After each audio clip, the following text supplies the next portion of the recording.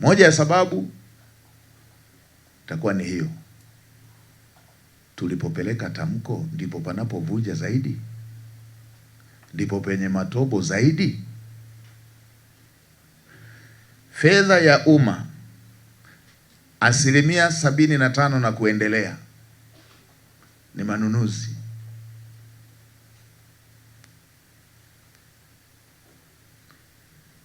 Asilimia 75 na kuendelea ya fedha ya bajeti ya serikali kila mwaka ni manunuzi.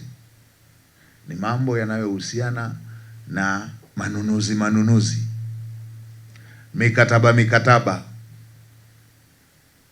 kila mwaka.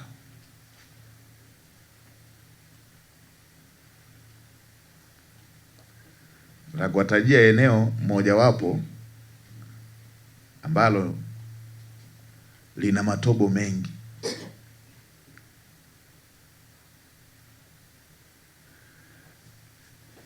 Sisi kwenye sheria yetu, sheria namba 13 ya mwaka 1995 kama ilivyoboreshwa sheria namba 5 nadhani ya mwaka 2001, tamko hili linatolewa kwa viongozi wa umma.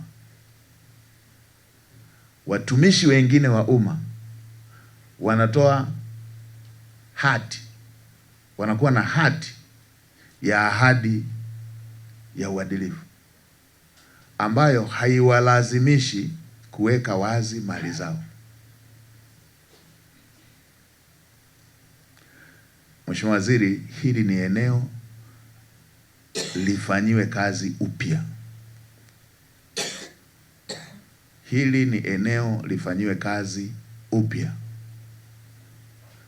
kwa sababu wale wanaohusika, wale walioko kwenye maeneo ambayo yana chemichemi ya rushwa kwa kiwango kikubwa, wao hawalazimiki kuweka wazi mali zao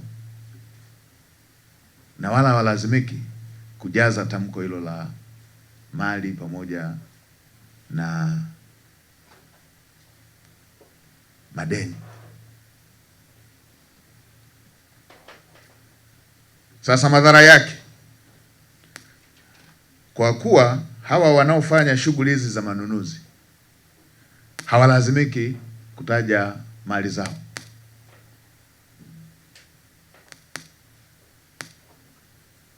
na wala hawajazi fomu hizi za maadili ya viongozi wa umma.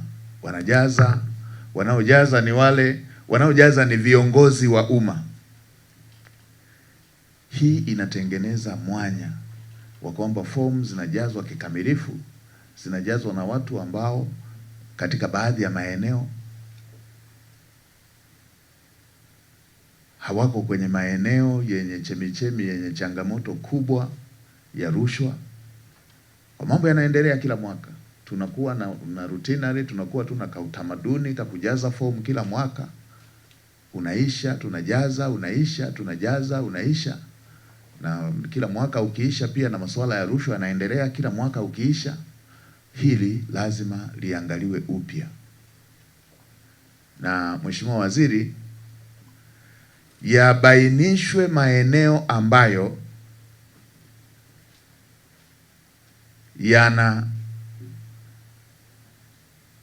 yana rekodi za rushwa, yanajulikana, maeneo ambayo yana viashiria, maeneo ambayo kila mtu anajua hapa kuna jambo huwa linafanyika mara kwa mara. Kwa sababu ya mapungufu ya kisheria wale watu wanakwepa. Yabainishwe, hayo ndio yapewe kipaumbele. Maadili na matamko haya yawe kwa kila mtumishi wa umma, na kipaumbele kielekezwe kwenye maeneo ambayo yana vivutio hivyo vya rushwa.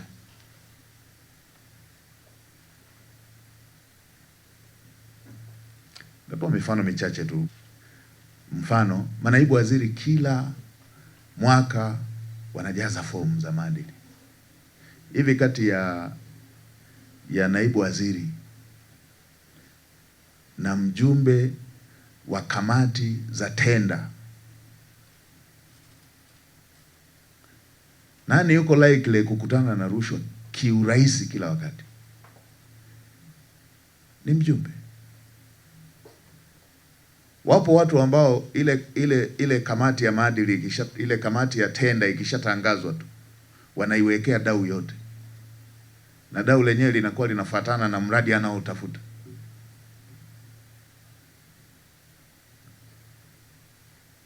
Mwingine nyumba, mwingine gari, mwingine anafunguliwa akaunti fedha.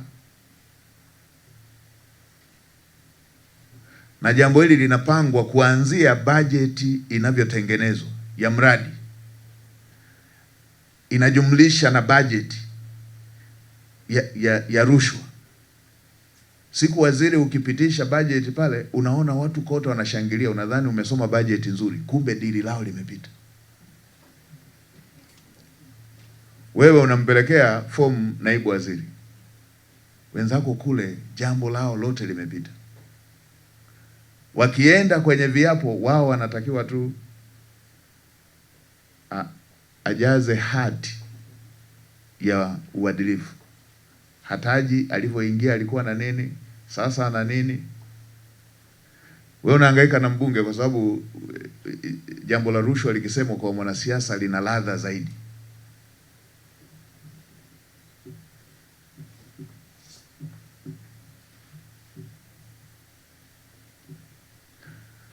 Moja ya eneo ambako fedha ya umma ina mianya ya kupotea ni kwenye manunuzi, ni kwenye mikataba. Tutakapotengeneza matamko mapya, tunaweza tukaweka colors, sijui, mimi sio mtaalamu wa rangi hizo, lakini rangi moja ya jambo la kwanza kabisa la kuangaliwa, waweke watu wanaosimamia, maafisa masuhuli na wale wanaosimamia hizi kamati za zabuni.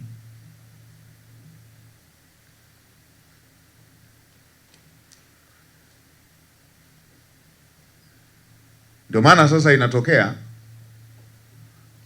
inatokea fomu tunajaza vizuri sana kwa utaratibu. Tanzania tunaongoza vizuri sana. Sasa kama tunaongoza hivi, uwe inatokeaje tena kuna kuwepo na mashimo haya?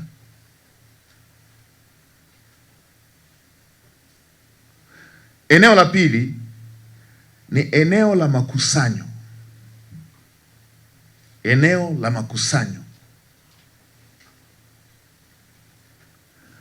Na makusanyo yenyewe, lile eneo la wale wanaokadiria, hasa yule anayekadiria, anayekaa na mwenzake hapa wanakadiriana, wale wanaochunguza makadirio.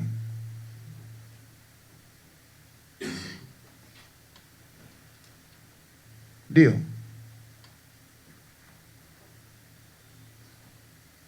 ilikuwepo kesi moja hapa siku za nyuma, miaka kama mitatu mingapi imepita.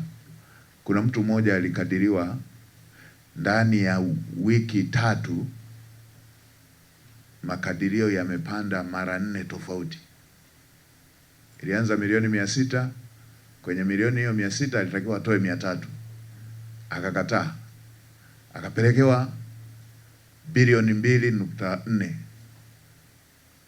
Alivyoona hiyo kubwa sana sasa hawezi, akarudi kuongea nao hao kwamba basi punguzwe. Kutoka 300 ikaenda bilioni 2.4. Alivyoona hiyo kubwa sasa, bora atoe ile aliyokuwa anaambiwa atoe ya kugawana nusu kwa nusu. Akarudi ndani ya mwezi ule ikarudishwa tena. Unakuta haka ni kaafisa fulani kamoja wapo kenyewe hakajazi fomu ya maadili inapelekwa kwa katibu mkuu wake au kwa waziri wake au kwa kamishina wake. Kenyewe hakalazimiki kutaja mali kaliko nazo, kana ahadi tu ambayo na yenyewe ikishajazwa inawekwa kabatini.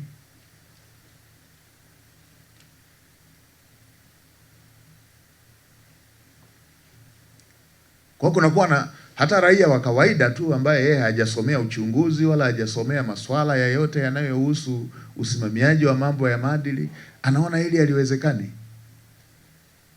Na wala isitafasiriwe kama watu kuwa na vitu vizuri ni dhambi. Dhambi ni kuwa na vitu vizuri kwa kupora haki iliyokuwa ya mwingine.